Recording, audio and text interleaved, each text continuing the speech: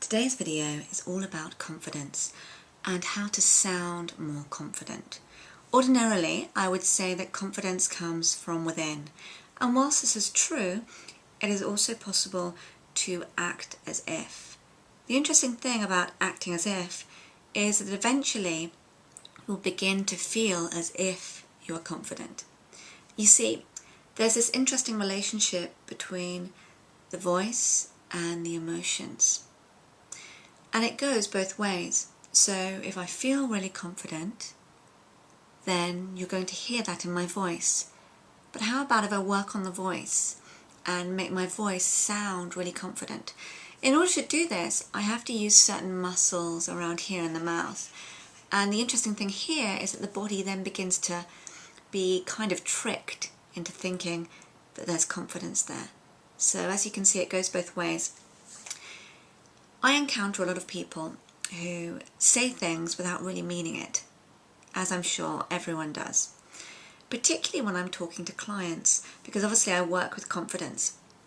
And one very common thing that comes up is that when I ask people what they're doing over the weekend, I'll hear in their voice that there's some insecurity there. So they might say, I'm going to the cinema on Saturday.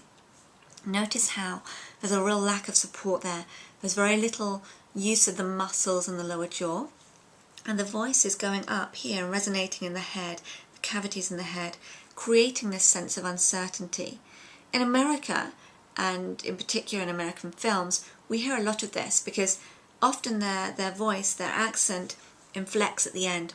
And this has become quite popular, and lots of people have emulated this, feeling that perhaps it's kind of cool. I don't know.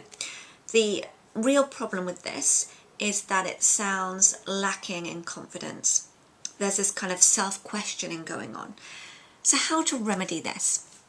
If you look at the punctuation in a sentence, you will see that where there are commas, we inflect, and we inflect just a tiny bit, the last syllable of a word. Let me give you an example. If I were to talk about these flowers behind me, I might say, these flowers are lovely, aren't they? And we're inflecting that last syllable of lovely, the li. So it's just a tiny inflection. And then again on they. I'm inflecting they because there's a question mark. But how about if we were to come back to this sentence where there are no commas, there are no question marks. I'm going to the cinema on Saturday. We don't need much inflection there. Maybe a tiny bit if we want to pause between cinema and on Saturday. A tiny, tiny bit of inflection. But what we're doing here is we're using these muscles in the lower jaw to create a sense of certainty. And this is what happens naturally when we're angry or when we have a lot of passion for something. We hear this in the voice because the muscles are alert. So if you start from a place of making the muscles alert, from becoming aware of when you're inflecting and when you're bringing your voice down, and by the way, your voice should be coming down on full stops, okay? So down on the end of sentences when you want to really give some authority, a sense of confidence.